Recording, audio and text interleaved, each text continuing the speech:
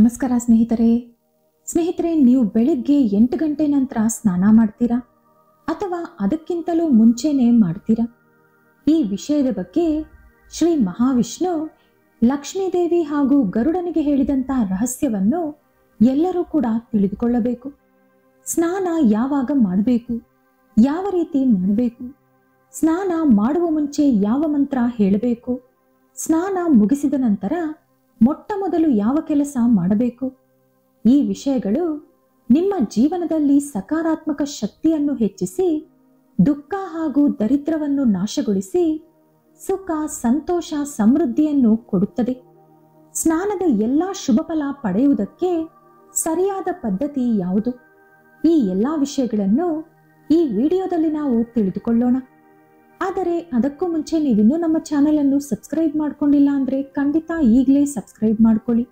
ಹಾಗೆ ಈ ವಿಡಿಯೋ ಇಷ್ಟ ಆದ್ರೆ ಮರೀದೇ ಒಂದು ಲೈಕ್ ಕೊಡಿ. ಒಂದು ಸಲ ಗರುಡ ಮಹಾವಿಷ್ಣುವಿನೊಂದಿಗೆ, ಹೇ ಪ್ರಭು ನಾರಾಯಣ, ನಾನು ಈಗಲೇ ಭೂಲೋಕದಿಂದ ಹಿಂದಿರುಗಿ ಬಂದಿದ್ದೇನೆ. ಅಲ್ಲಿ ತುಂಬಾ ಜನರನ್ನು ನಾನು ನೋಡಿದೆ. ಅವರು ಪ್ರತಿದಿನ ಸ್ನಾನ ಮಾಡುತ್ತಾರೆ, ಆದರೆ ದುಃಖ ಹಾಗೂ ಕಷ್ಟದಿಂದ ಬದುಕುತ್ತಿದ್ದಾರೆ. ಅವರು ಪ್ರತಿದಿನ ಬೆಳಗಿನ ಜಾವವೇ ಸ್ನಾನ ಮಾಡುತ್ತಾರೆ, ಆದರೂ ಅವರ ದರಿದ್ರ ಏಕೆ ಕಡಿಮೆಯಾಗುತ್ತಿಲ್ಲ? ಅವರು ಇನ್ನೂ ಕೂಡ ದುಃಖದಲ್ಲಿ ಉಳಿಯಲು ಕಾರಣವೇನು? ಪ್ರಭು, ಸ್ನಾನ ಮಾಡಿದರೆ 1000 ಲಾಭಗಳು ಪಡೆದುಕೊಳ್ಳಬಹುದು ಎಂದು ಕೇಳ್ಪಟ್ಟಿದ್ದೇನೆ, ಆದರೂ ಮನುಷ್ಯರಿಗೆ ಏಕೆ ಅದು ಅನ್ವಯಿಸುತ್ತಿಲ್ಲ? ಸ್ನಾನ ಮಾಡಲು ಉತ್ತಮವಾದ ವಿಧಾನ ಯಾವುದು? ಮನುಷ್ಯ ಯಾವಾಗ ಯಾವ ರೀತಿ ಸ್ನಾನ ಮಾಡಬೇಕು? ಅಮ್ಮ ಮಹಾಲಕ್ಷ್ಮಿ, ಭೂಲೋಕದಲ್ಲಿ ಅನೇಕ ಮಂದಿ ಮಹಿಳೆಯರು ಪ್ರತಿದಿನ ಸ್ನಾನ ಮಾಡಿ ನಿಮ್ಮನ್ನು ಪೂಜಿಸುತ್ತಾರೆ, ಆದರೂ ಅವರ ಮನೆಗಳಲ್ಲಿ ನೀವು ವಾಸವಿರುವುದಿಲ್ಲ. ಅವರ ಜೀವನದಲ್ಲಿ ದರಿದ್ರ, ಅಶಾಂತಿ ಏಕಿದೆ ಎಂದು ಮಹಾವಿಷ್ಣು ಹಾಗೂ ಮಹಾಲಕ್ಷ್ಮಿಯನ್ನು ಗರುಡ ಕೇಳಿದರು. ಗರುಡನ ಪ್ರಶ್ನೆ ಕೇಳಿಸಿಕೊಂಡ ಮಹಾಲಕ್ಷ್ಮಿ ಹಾಗೂ ಮಹಾವಿಷ್ಣು ಒಬ್ಬರ ಮುಖ ಮತ್ತೊಬ್ಬರು ನೋಡಿಕೊಂಡು ನಗುತ್ತಾ, ಓ ಪಕ್ಷಿರಾಜ, ನಿನ್ನ ಪ್ರಶ್ನೆಗಳು ತುಂಬಾ ಉತ್ತಮವಾಗಿದೆ ಎಂದು ಮೆಚ್ಚಿಕೊಂಡರು. ಬಳಿಕ ಮಹಾವಿಷ್ಣು ಗರುಡನೊಂದಿಗೆ, ಗರುಡ, ಮನುಷ್ಯನ ಜೀವನದಲ್ಲಿ ಸ್ನಾನ ಅತಿ ಮುಖ್ಯವಾದ ಅಂಶ. ಸ್ನಾನದಿಂದ ಶರೀರ ಹಾಗೂ ಮನಸ್ಸು ಶುಚಿಯಾಗುತ್ತದೆ. ಸ್ನಾನ ಮನುಷ್ಯನನ್ನು ಪೂಜೆ, ಆರಾಧನೆ, ವ್ರತ, ಯಜ್ಞ, ಹೋಮ ಮುಂತಾದ ಪವಿತ್ರ ಕಾರ್ಯಗಳಿಗೆ ಅರ್ಹನನ್ನಾಗಿ ಮಾಡುತ್ತದೆ. ಪ್ರತಿದಿನ ತಪ್ಪದೆ ಸ್ನಾನ ಮಾಡಬೇಕು, ಆದರೆ ಸರಿಯಾದ ವಿಧಾನ ಹಾಗೂ ಪದ್ಧತಿ ಅನುಸರಿಸದಿದ್ದರೆ ಅದರ ಸಂಪೂರ್ಣ ಫಲ ಸಿಗುವುದಿಲ್ಲ. ಗರುಡ, ಇದಕ್ಕೆ ಸಂಬಂಧಿಸಿದ ಒಂದು ಪವಿತ್ರವಾದ ಕತೆ ಹೇಳುತ್ತೇನೆ, ಕೇಳು. ಈ ಕತೆ ಕೇಳುವುದರಿಂದ ಎಲ್ಲಾ ಪವಿತ್ರ ತೀರ್ಥಗಳಲ್ಲಿ ಸ್ನಾನ ಮಾಡಿದ ಪುಣ್ಯ ಲಭಿಸುತ್ತದೆ. ಪೂರ್ವದಲ್ಲಿ ಒಂದು ಸುಂದರವಾದ ನಗರವಿತ್ತು. ಆ ನಗರದಲ್ಲಿ ಒಬ್ಬ ಶ್ರೀಮಂತ ವ್ಯಾಪಾರಿ ವಾಸವಿದ್ದ. ಅವನು ಕೇವಲ ಆ ನಗರ ಮಾತ್ರವಲ್ಲದೆ ಸುತ್ತಮುತ್ತಲಿನ ಅನೇಕ ನಗರಗಳಿಗೂ ಕೂಡ ಶ್ರೀಮಂತನಾಗಿದ್ದ. ಅವನ ವ್ಯಾಪಾರ 4-6 ನಗರಗಳಿಗೆ ವ್ಯಾಪಿಸಿತ್ತು. ಅವನ ಮನೆ ರಾಜಭವನದಂತಿತ್ತು. ಭೌತಿಕ ಸುಖ ಕೊಡುವ ಎಲ್ಲಾ ವಸ್ತುಗಳು ಅಲ್ಲಿದ್ದವು. ಶಿವನ ಕೃಪೆಯಿಂದ ಅವನಿಗೆ 3 ಜನ ಹೆಣ್ಣು ಮಕ್ಕಳು ಜನಿಸಿದ್ದರು.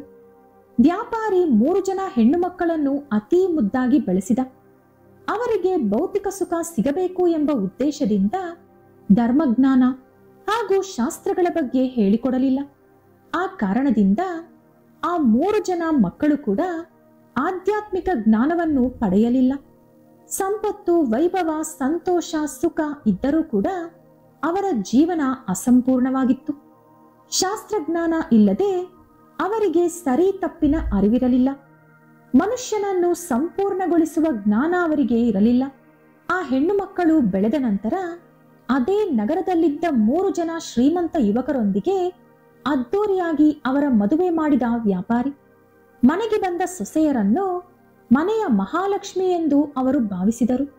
ಆದರೆ ತಂದೆ ಮನೆಯಲ್ಲಿ ಬೆಳೆದ ಪದ್ಧತಿ ಸರಿಯಾಗಿ ಇಲ್ಲದ್ದರಿಂದ ಕಲಿಯಬೇಕಾದ ಕೆಲವು ಅಭ್ಯಾಸಗಳು ಅವರು ಕಲಿಯಲಿಲ್ಲ. ಕಲಿಯಬಾರದ ಕೆಲವು ಅಭ್ಯಾಸಗಳನ್ನು ಕಲಿತಿದ್ದರು. ಆ 3 ಜನ ಸಹೋದರಿಯರು ಸೂರ್ಯೋದಯ ಆದರೂ ಕೂಡ ಮಲಗೇ ಇರುತ್ತಿದ್ದರು. ಆಲಸ್ಯವಾಗಿ ಏಳುತ್ತಾ ಬೆಳಗಿನ ಜಾವ ಮಾಡಬೇಕಾದ ಸ್ನಾನ ಮಾಡುತ್ತಿರಲಿಲ್ಲ.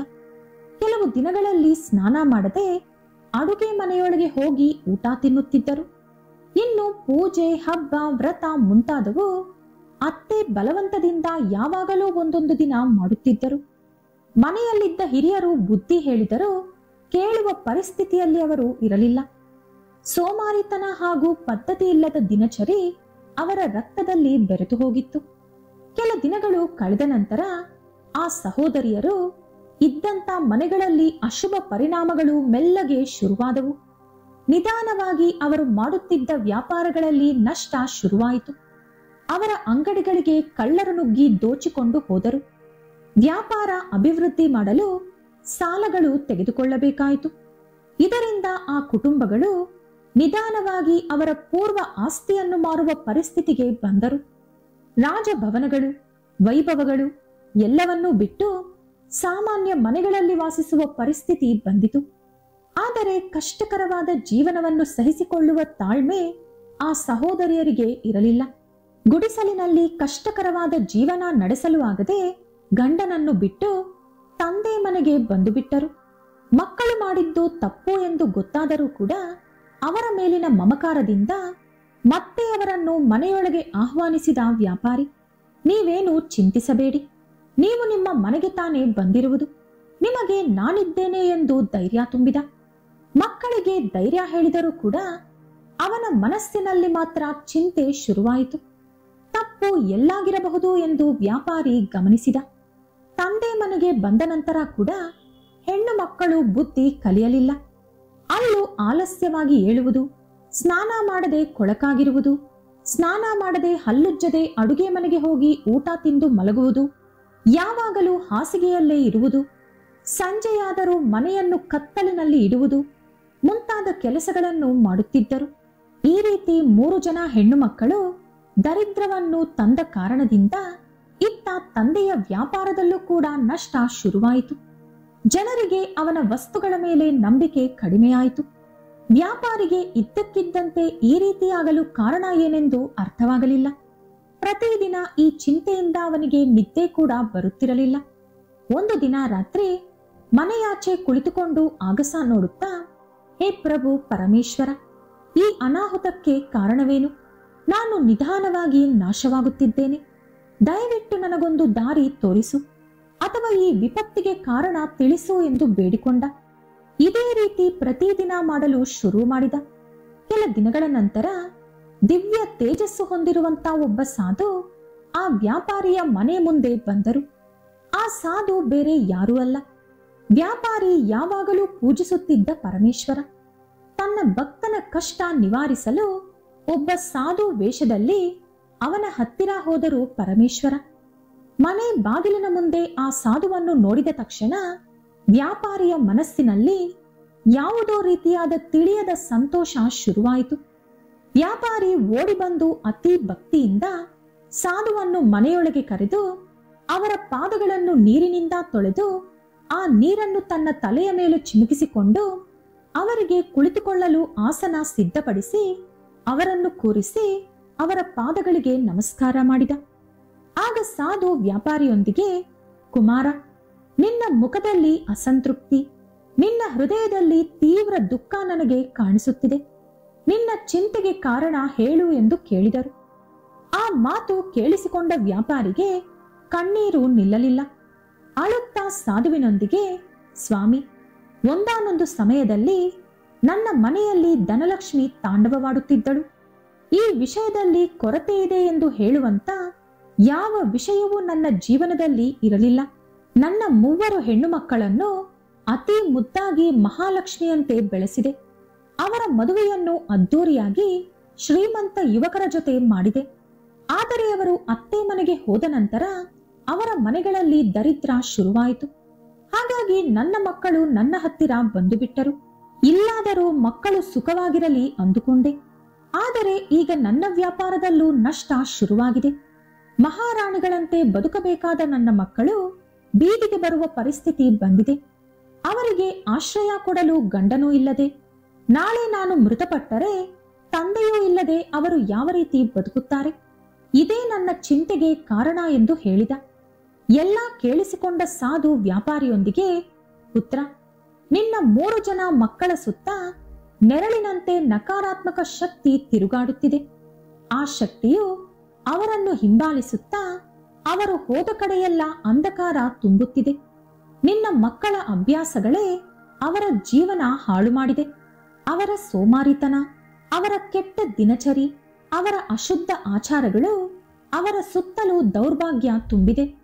ಮನುಷ್ಯ ಶುಚಿ ಹಾಗೂ ಸಮಯದ ಬಗ್ಗೆ ಶ್ರದ್ಧೆ ತೆಗೆದುಕೊಳ್ಳದಿದ್ದರೆ ಅವನ ಸುತ್ತಲೂ ನಕಾರಾತ್ಮಕ ಶಕ್ತಿಗಳು ಗೂಡು ಕಟ್ಟಿಕೊಳ್ಳುತ್ತವೆ. ಆ ಶಕ್ತಿಗಳ ಪ್ರಭಾವದಿಂದ ಅವರು ಹೋದ ಕಡೆಯೆಲ್ಲ ಕಷ್ಟಗಳು ಹಾಗೂ ದೌರ್ಭಾಗ್ಯ ಹಿಂಬಾಲಿಸುತ್ತದೆ. ಈಗ ನಿನಗೆ ಕೆಲವು ಮುಖ್ಯವಾದ ವಿಷಯಗಳನ್ನು ಹೇಳುತ್ತೇನೆ. ಶ್ರದ್ಧೆಯಿಂದ ಕೇಳಿಸಿಕೊಂಡು ಪ್ರತಿದಿನ ನಿನ್ನ ಮಕ್ಕಳಿಗೆ ಈ ರೀತಿ ನಡೆದುಕೊಳ್ಳುವಂತೆ ಹೇಳು. ಇದೇ ನಿನ್ನ ಎಲ್ಲಾ ಸಮಸ್ಯೆಗಳಿಗೆ ಪರಿಹಾರ. ಕುಮಾರ, ಸ್ನಾನ ಅನೇಕ ವಿಧಾನಗಳಲ್ಲಿ ಇರುತ್ತದೆ. ಮುಖ್ಯವಾಗಿ 4 ರೀತಿಯ ಶುಭ ಸ್ನಾನಗಳಿದೆ. ಬ್ರಹ್ಮ ಸ್ನಾನ, ದೇವ ಸ್ನಾನ, ಋಷಿ ಸ್ನಾನ ಹಾಗೂ ಮಾನವ ಸ್ನಾನ. ಇದಲ್ಲದೆ ಇನ್ನೊಂದು ಸ್ನಾನವಿದೆ, ಅದುವೇ ದಾನವ ಸ್ನಾನ. ಮೊದಲನೆಯದು ಬ್ರಹ್ಮ ಸ್ನಾನ. ಈ ಸ್ನಾನ ಬ್ರಹ್ಮ ಮುಹೂರ್ತದಲ್ಲಿ ಮಾಡುವುದು ಅತಿ ಶ್ರೇಷ್ಠವಾದುದು. ಬ್ರಹ್ಮ ಮುಹೂರ್ತದಲ್ಲಿ ಸೃಷ್ಟಿಯೆಲ್ಲವೂ ಅದ್ಭುತವಾದ ಶಕ್ತಿ ಹಾಗೂ ಶಾಂತಿಯಿಂದ ತುಂಬಿರುತ್ತದೆ. ಇದನ್ನು ದೇವತೆಗಳ ಸಮಯ ಎಂದು ಕರೆಯುತ್ತಾರೆ. ಆ ಸಮಯದಲ್ಲಿ ದೇವತೆಗಳನ್ನು ನೆನೆಸಿಕೊಂಡು ಸ್ನಾನ ಮಾಡಬೇಕು. ಅದು ಮಾನವನಿಗೆ ಅತಿ ಪುಣ್ಯವನ್ನು ಕೊಡುತ್ತದೆ. ಬ್ರಹ್ಮ ಮುಹೂರ್ತದಲ್ಲಿ ಸ್ನಾನ ಮಾಡಿ ಉದಯಿಸುತ್ತಿರುವ ಸೂರ್ಯನಿಗೆ ಆರ್ಘ್ಯ ಸಮರ್ಪಿಸಿದರೆ ಜೀವನದಲ್ಲಿ ಸುಖ, ಶಾಂತಿ, ಸಮೃದ್ಧಿ ಬರುತ್ತದೆ. ಆ ಸಮಯದಲ್ಲಿ ಸ್ನಾನ ಮಾಡುವ ನೀರಿನ ಪ್ರತಿಯೊಂದು ಹನಿಯು ಶರೀರವನ್ನು ಹಾಗೂ ಮನಸ್ಸನ್ನು ಸಕಾರಾತ್ಮಕ ಶಕ್ತಿಯಿಂದ ತುಂಬುತ್ತದೆ. ಬ್ರಹ್ಮ ಸ್ನಾನದಿಂದ ಮನುಷ್ಯ ರೋಗಗಳಿಂದ ದೂರ ಉಳಿಯುತ್ತಾನೆ. ಅವನ ಶರೀರ ಆರೋಗ್ಯವಾಗಿ ದೃಢವಾಗಿರುತ್ತದೆ. ಎರಡನೆಯದು ದೇವಸ್ನಾನ. ಬೆಳಿಗ್ಗೆ 5 ಗಂಟೆಯಿಂದ 6 ಗಂಟೆ ಮಧ್ಯದಲ್ಲಿ ಮಾಡುವ ಸ್ನಾನ ದೇವಸ್ನಾನ. ಆ ಸಮಯದಲ್ಲಿ ಗಂಗಾ, ಯಮುನಾ ಮುಂತಾದ ಪವಿತ್ರ ನದಿಗಳನ್ನು ನೆನೆಸಿಕೊಂಡು ಸ್ನಾನ ಮಾಡಬೇಕು. ಆ ಸಮಯದಲ್ಲಿ ಸ್ನಾನ ಮಾಡುವುದರಿಂದ ಮೈಯೊಳಗೆ ಸಕಾರಾತ್ಮಕ ಶಕ್ತಿ ಪ್ರವಹಿಸುತ್ತದೆ. ಆ ನೀರಿನ ಸ್ಪರ್ಶದಿಂದ ಮೈಯೊಳಗಿರುವ ನಕಾರಾತ್ಮಕ ಶಕ್ತಿ ಓಡಿ ಹೋಗುತ್ತದೆ. ಆ ಸ್ನಾನದಿಂದ ಶರೀರ ಮಾತ್ರವಲ್ಲದೆ ಮನಸ್ಸು ಕೂಡ ಶುಭ್ರವಾಗುತ್ತದೆ. ದೇವಸ್ನಾನ ಮಾಡುವವರ ಜೀವನದಲ್ಲಿ ಧನ ಹಾಗೂ ಸಂಪತ್ತು ಅಭಿವೃದ್ಧಿಯಾಗುತ್ತದೆ. ಎಲ್ಲ ರೀತಿಯಾದ ಭೌತಿಕ ಸುಖಗಳು ಪ್ರಾಪ್ತಿಯಾಗುತ್ತದೆ. ಅವರ ಮನೆಯಲ್ಲಿ ಲಕ್ಷ್ಮೀದೇವಿ ಶಾಶ್ವತವಾಗಿ ನೆಲೆಸುತ್ತಾಳೆ. ಮೂರನೆಯದು ಋಷಿ ಸ್ನಾನ. ಇನ್ನು ಕತ್ತಲಿರುವಾಗ, ಆಗಸದಲ್ಲಿ ನಕ್ಷತ್ರಗಳು ಕಾಣಿಸುತ್ತಿರುವಾಗ, ಬ್ರಹ್ಮ ಮುಹೂರ್ತ ಶುರುವಾಗುವುದಕ್ಕೂ ಅರ್ಧ ಗಂಟೆ ಮುಂಚೆ ಮಾಡುವ ಸ್ನಾನ ಋಷಿ ಸ್ನಾನ. ಇದು ಕೂಡ ಅತಿ ಶ್ರೇಷ್ಠವಾದ ಸ್ನಾನ. ಆ ಸಮಯದಲ್ಲಿ ಋಷಿಗಳು ಸ್ನಾನ ಮಾಡಿ ಬ್ರಹ್ಮ ಮುಹೂರ್ತ ಶುರುವಾದಾಗ ಧ್ಯಾನದಲ್ಲಿ ಕುಳಿತುಕೊಳ್ಳುತ್ತಾರೆ. ಋಷಿ ಸ್ನಾನವು ಮಾನಸಿಕ ಶಾಂತಿಯನ್ನು ಕೊಡುತ್ತದೆ. ಆ ಸಮಯದಲ್ಲಿ ಸ್ನಾನ ಮಾಡುವುದರಿಂದ ಸಮಸ್ಯೆಗಳು, ವಿಘ್ನಗಳು ನೀರಿನಲ್ಲಿ ಕೊಚ್ಚಿಕೊಂಡು ಹೋಗುತ್ತದೆ. ಮನಸ್ಸು ನಿರ್ಮಲವಾಗುತ್ತದೆ. ನಾಲ್ಕನೆಯದು ಮಾನವ ಸ್ನಾನ. ಬೆಳಗಿನ ಜಾವ 6 ಗಂಟೆಯಿಂದ 8 ಗಂಟೆ ಮಧ್ಯದಲ್ಲಿ ಮಾಡುವಂತಹ ಸ್ನಾನ ಇದು. ಇದು ಕೂಡ ಶುಭ ಫಲ ಕೊಡುತ್ತದೆ. ಮಾನವ ಸ್ನಾನ ಮಾಡುವುದರಿಂದ ದೇಹವು ದಿನವಿಡೀ ತಾಜಾ ಆಗಿ, ಚುರುಕಾಗಿ, ಸಕಾರಾತ್ಮಕ ಶಕ್ತಿಯಿಂದ ತುಂಬಿರುತ್ತದೆ. ಆ ಸ್ನಾನವು ಮನುಷ್ಯನನ್ನು ಪ್ರತಿ ಕೆಲಸ ಉತ್ಸಾಹದಿಂದ ಮಾಡಲು ಸಹಕರಿಸುತ್ತದೆ. ಸೂರ್ಯೋದಯದ ನಂತರ 2 ಗಂಟೆಗಳ ಒಳಗಡೆ ಸ್ನಾನ ಮಾಡದಿದ್ದರೆ ಅಶುಭ ಶುರುವಾಗುತ್ತದೆ. ಸೂರ್ಯೋದಯದ 2 ಗಂಟೆಯ ನಂತರ ಮಾಡುವ ಸ್ನಾನವು ದಾನವ ಸ್ನಾನವಾಗುತ್ತದೆ. ಬೆಳಗಿನ ಜಾವ 8 ಗಂಟೆಯ ನಂತರ ಮಾಡುವ ಸ್ನಾನ ಒಳ್ಳೆಯದಲ್ಲ. ಅದು ಅಶುಭ ಉಂಟು ಮಾಡುತ್ತದೆ. ಆ ಸಮಯದಲ್ಲಿ ವಾತಾವರಣದಲ್ಲಿ ದೈವಶಕ್ತಿ ತುಂಬಾ ಕಡಿಮೆ ಇರುತ್ತದೆ. ಆ ಸಮಯದಲ್ಲಿ ಸ್ನಾನ ಮಾಡುವವರ ದೇಹದಲ್ಲಿ ಹಾಗೂ ಮನಸ್ಸಿನಲ್ಲಿ ಉತ್ಸಾಹ ಹಾಗೂ ಶಕ್ತಿ ಕಡಿಮೆಯಾಗುತ್ತದೆ. ಆ ಸಮಯದಲ್ಲಿ ಸ್ನಾನ ಮಾಡುವವರು ದಿನವಿಡೀ ಸೋಮಾರಿತನ, ಕೋಪ, ದ್ವೇಷ ಹಾಗೂ ಕಿರಿಕಿರಿಯಿಂದ ಇರುತ್ತಾರೆ. ಆಲಸ್ಯ ಹಾಗೂ ಅಶುದ್ಧತೆಯಿಂದ ಅವರ ದೇಹದೊಳಗೆ ನಕಾರಾತ್ಮಕ ಶಕ್ತಿಗಳು ಪ್ರವೇಶಿಸುತ್ತವೆ. ಇದರಿಂದ ದೌರ್ಭಾಗ್ಯ ಅವರನ್ನು ಹಿಂಬಾಲಿಸುತ್ತದೆ. ನಿನ್ನ 3 ಹೆಣ್ಣು ಮಕ್ಕಳು ದಾನವ ಸ್ನಾನ ಮಾಡುತ್ತಾ ನಕಾರಾತ್ಮಕ ಶಕ್ತಿಯನ್ನು ಮೈಯಲ್ಲಿ ತುಂಬಿಕೊಂಡು ಅವರ ಅತ್ತೆ ಮನೆಯನ್ನು ನಾಶಪಡಿಸಿದರು. ಈಗ ಅವರ ಕಾರಣದಿಂದಲೇ ನಿನ್ನ ಮನೆಯಲ್ಲೂ ಕೂಡ ದರಿದ್ರ ಶುರುವಾಗಿದೆ ಎಂದು ಹೇಳಿದರು. ಅದನ್ನು ಕೇಳಿಸಿಕೊಂಡ ವ್ಯಾಪಾರಿ ತನ್ನ ತಪ್ಪನ್ನು ತಿಳಿದುಕೊಂಡ. ಮಕ್ಕಳಿಗೆ ಸರಿಯಾದ ಪದ್ಧತಿ ಕಲಿಸದೆ ಬೆಳೆಸಿದ್ದರಿಂದ ನಾಚಿಕೆ ಪಟ್ಟ. ಪಶ್ಚಾತ್ತಾಪದಿಂದ ಸಾಧು ಕಾಲಿನ ಮೇಲೆ ಬಿದ್ದು, ಸ್ವಾಮಿ, ನನಗೆ ನನ್ನ ತಪ್ಪಿನ ಅರಿವಾಗಿದೆ. ದಯವಿಟ್ಟು ನನ್ನ ಮಕ್ಕಳ ಜೀವನ ಬದಲಾಗಲು ಯಾವುದಾದರೂ ಉಪಾಯ ತಿಳಿಸಿಕೊಡಿ. ನನ್ನ ಮೇಲೆ ಕರುಣೆ ತೋರಿಸಿ ಎಂದು ಬೇಡಿಕೊಂಡ. ಆಗ ಸಾಧು, ಕುಮಾರ, ನಾನು ಸ್ನಾನದ ಸಮಯದಲ್ಲಿ ಜಪಿಸಬೇಕಾದ ಒಂದು ಪವಿತ್ರವಾದ ಶಕ್ತಿಯುತವಾದ ಮಂತ್ರವನ್ನು ಹೇಳಿಕೊಡುತ್ತೇನೆ. ನಿನ್ನ ಮಕ್ಕಳಿಗೆ ನಾನು ಹೇಳಿದ 4 ಸ್ನಾನಗಳಲ್ಲಿ ಒಂದು ಸ್ನಾನ ಮಾಡುವಂತೆ ಹೇಳು. ಸ್ನಾನ ಮಾಡುವ ಸಮಯದಲ್ಲಿ ಈಗ ನಾನು ಹೇಳಿಕೊಡುವ ಮಂತ್ರವನ್ನು ಅವರು ಹೇಳಬೇಕು. ಆಗ ಅದುವರೆಗೂ ಅವರು ಮಾಡಿದ ಪಾಪಗಳು, ದೋಷಗಳು ನೀರಿನಲ್ಲಿ ಕೊಚ್ಚಿಕೊಂಡು ಹೋಗುತ್ತದೆ. ಅವರ ದೌರ್ಭಾಗ್ಯ ದೂರಾಗುತ್ತದೆ. ಅವರ ನಕಾರಾತ್ಮಕ ಶಕ್ತಿ ದೂರಾಗುತ್ತದೆ. ಮತ್ತೆ ಅಪಾರವಾದ ಸುಖ ಸಮೃದ್ಧಿ ಪ್ರಾಪ್ತಿಯಾಗುತ್ತದೆ. ಆ ಮಂತ್ರ ಯಾವುದೆಂದರೆ, ಗಂಗೆ ಚ ಯಮುನೆ ಚೈವ ಗೋದಾವರಿ ಸರಸ್ವತಿ ನರ್ಮದೆ ಸಿಂಧು ಕಾವೇರಿ ಜಲೇಸ್ಮಿನ್ ಸನ್ನಿಧಿಂ ಕುರು. ಈ ಮಂತ್ರವನ್ನು ಹೇಳಿ ಸ್ನಾನ ಮಾಡಿದರೆ ಎಲ್ಲಾ ಪುಣ್ಯ ತೀರ್ಥಗಳಲ್ಲಿ ಸ್ನಾನ ಮಾಡಿದ ಪುಣ್ಯ ಲಭಿಸುತ್ತದೆ. ಎಲ್ಲಾ ಪಾಪಗಳು ನಿವಾರಣೆಯಾಗಿ ಜೀವನದಲ್ಲಿ ಸೌಭಾಗ್ಯ ಪ್ರಾಪ್ತಿಯಾಗುತ್ತದೆ ಎಂದು ಹೇಳಿದರು.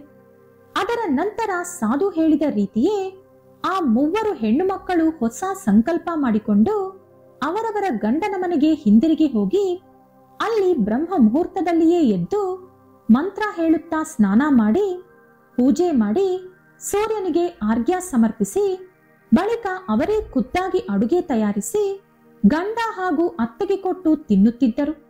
ಕೆಲ ದಿನಗಳಿಗೆ ಅವರ ಸುತ್ತಲೂ ಮುತ್ತಿಕೊಂಡಿದ್ದ ಆ ಕಪ್ಪು ನಕಾರಾತ್ಮಕ ಶಕ್ತಿ ನಿಧಾನವಾಗಿ ಅವರಿಂದ ದೂರಾಯಿತು. ಮನೆಯಲ್ಲಿ ಮತ್ತೆ ಶಾಂತಿ, ಸಮೃದ್ಧಿ, ಐಶ್ವರ್ಯ, ಸಕಾರಾತ್ಮಕ ಶಕ್ತಿ ಮನೆ ಮಾಡಿಕೊಂಡಿತು. ನಿಧಾನವಾಗಿ ನಷ್ಟದಲ್ಲಿ ಮುಳುಗಿ ಹೋಗಿದ್ದ ವ್ಯಾಪಾರಗಳು ಲಾಭಗಳು ಪಡೆದುಕೊಂಡವು. ಈ ಕತೆ ಹೇಳಿದ ಮಹಾವಿಷ್ಣು ಗರುಡನೊಂದಿಗೆ, ಗರುಡ, ಎಲ್ಲಿ ಸೋಮಾರಿತನ, ಆಲಸ್ಯ, ಗಲಾಟೆಗಳು, ಕೋಪ, ದ್ವೇಷ ಇರುತ್ತದೋ ಅಲ್ಲಿ ನಾನಾಗಲಿ ಲಕ್ಷ್ಮಿಯಾಗಲಿ ಇರುವುದಿಲ್ಲ. ಮನೆ ಗೃಹಿಣಿ ಸಾಧು ಹೇಳಿದ 4 ಸ್ನಾನಗಳಲ್ಲಿ ಒಂದನ್ನು ಮಾಡದಿದ್ದರೆ ಆ ಮನೆಯಲ್ಲಿ ಐಶ್ವರ್ಯ ನಿಲ್ಲುವುದಿಲ್ಲ. ಯಾವ ಮನೆ ಸೂರ್ಯೋದಯಕ್ಕೂ ಮುಂಚೆಯೇ ಶುಚಿಯಾಗಿದ್ದು ಆ ಮನೆಯ ಗೃಹಿಣಿ ಸ್ನಾನ ಮಾಡಿಕೊಂಡು ಸೂರ್ಯನಿಗೆ ಆರ್ಘ್ಯ ಸಮರ್ಪಿಸಿ ಮನೆಯಲ್ಲಿ ದೀಪ ಹಚ್ಚುತ್ತಾಳೋ, ಎಲ್ಲಿ ಶ್ರದ್ಧೆಯಿಂದ ಭಕ್ತಿಯಿಂದ ಶಿವನ ಪೂಜೆ ನಡೆಯುತ್ತದೋ ಅಲ್ಲಿ ನಾನು ಲಕ್ಷ್ಮಿ ವಾಸವಿರುತ್ತೇವೆ ಎಂದು ಮಹಾವಿಷ್ಣು ಹೇಳಿದರು. ಈ ವಿಡಿಯೋ ಇಷ್ಟ ಆದರೆ ಲೈಕ್ ಮಾಡಿ, ಶೇರ್ ಮಾಡಿ. ಇಂಥ ಹೆಚ್ಚಿನ ಉತ್ತಮ ಕಥೆಗಳಿಗಾಗಿ ತಪ್ಪದೇ ನಮ್ಮ ಚಾನೆಲ್ ಅನ್ನು ಸಬ್ಸ್ಕ್ರೈಬ್ ಮಾಡಿಕೊಳ್ಳಿ. ನಾಳೆ ಮತ್ತೊಂದು ವಿಡಿಯೋದೊಂದಿಗೆ ಪುನಃ ಭೇಟಿಯಾಗೋಣ. ಧನ್ಯವಾದಗಳು.